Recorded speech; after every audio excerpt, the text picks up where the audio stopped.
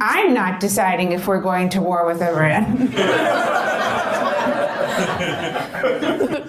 But it has been quite the exciting week of, are we at war with Iran or aren't we at war with Iran?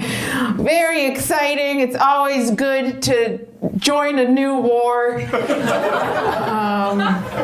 Iraq is probably like, guys, that's Iran with a hard N on that.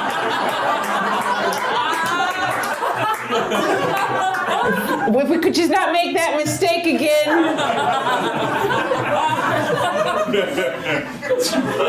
Thanks so much. We're still digging out. Trump saying that he said this was a quote from earlier this week. He goes, I may attack Iran, I may not attack Iran. You never know what I'm gonna do.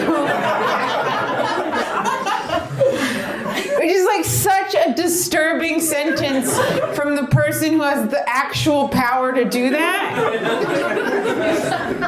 Like it sounds like it's some sort of Willy Wonka contest.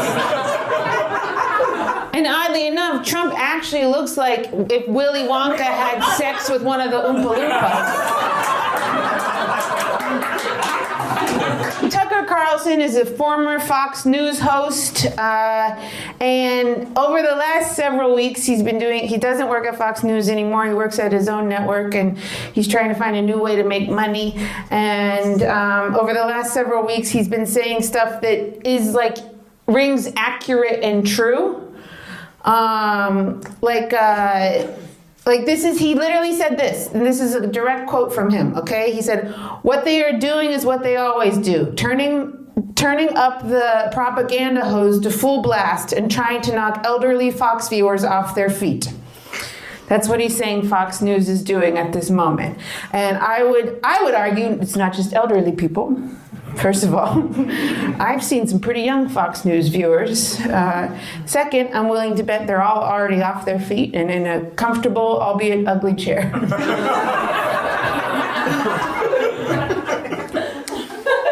And Tucker Carlson is correct. That's what happens. Fox News is very much propaganda, but this is the same propaganda machine he gladly participated in for over a decade. He literally said this. This is a direct quote from him. Iraq is a crappy place filled with a bunch of, semi-literate primitive monkeys. That's a quote from Tucker Carlson, who's now saying that Fox News is a propaganda machine. He said that on Fox News. So, although now he may be saying things that are correct, I think it's very important to remember that he's not a trusted newsman. He is an entertainer who would literally say anything for attention. He's a sailboat of a person. He will go any way the wind blows. And oddly enough, I also bet his dad tried to teach him to sail, and he could never pick it up, and his dad's been disappointed ever since. I don't know, it's like, have you not dated enough terrible men to see what he's doing? He's lying to get what he wants. You know these people, right? Sabrina Carpenter, I'm a big Sabrina Carpenter fan. She just is releasing a new album called Man's Best Friend. And the cover of the album, it's her on her knees, getting her hair pulled by, I assume it's a man, but it's all you can really see is the hand in slacks. So, I don't know, maybe we're making an assumption there. But I love Sabrina Carpenter. I love her music. It's fun. I'm listening to it because it's fun. I'm having a good time hearing her say things like, I heard that you're an actor, so act like a stand-up guy. She's got some great lyrics, okay? It's fun music to listen to.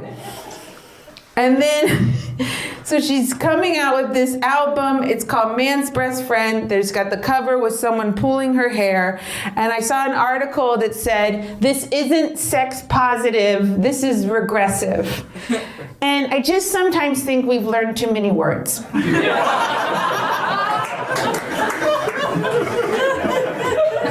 Like there's too many things we're talking. It's too many. It's too many. We need to release some of our vocabulary, okay?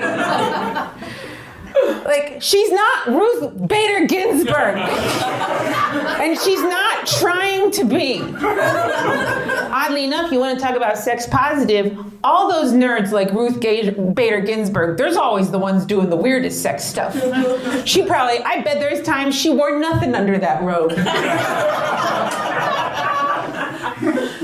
But this happened earlier in the week. It seems like 20 years ago at this point.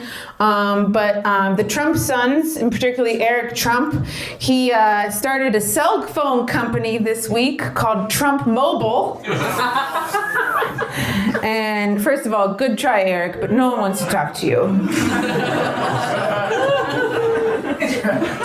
The phones themselves, it's not only a mobile carrier, it's also a phone you can buy.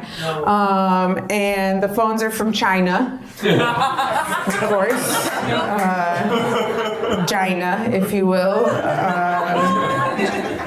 I can actually see like a bunch of Chinese kids having a press conference and being like, we just want to make you guys know we didn't make these phones, okay? Because those phones are shit. We make good phones.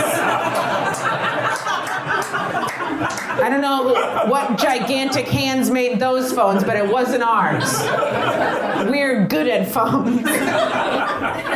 And this is another political story. Doctors at the Department of Veteran Affairs hospitals can now refuse to treat people who are unmarried or Democrats. They can now refuse to treat veterans based on their marital status or political status. Which, first of all, I mean, I don't know what kind of medical treatment the veterans are getting, but it's very little in the first place. Thank you for your service. But it's, imagine a soldier goes to the doctor, a veteran's hospital, because he's suffering from PTSD and he has one arm, okay? And then the doctor's like, oh wow, no, see, I see here that you're single, so I'm gonna say no. And that poor soldier's like, yeah, sorry, signed up for the military right out of high school, served 3 tours in Afghanistan, lost my arm, developed severe PTSD, and now struggle to make ends meet. But my biggest regret is that I just can never find the time to date. I guess I just love the country so much I forgot to look for a husband. Silly me with lady brain over here. How many of you, when I was doing that, pictured a guy? Women are soldiers too. You sexist, probably correct people.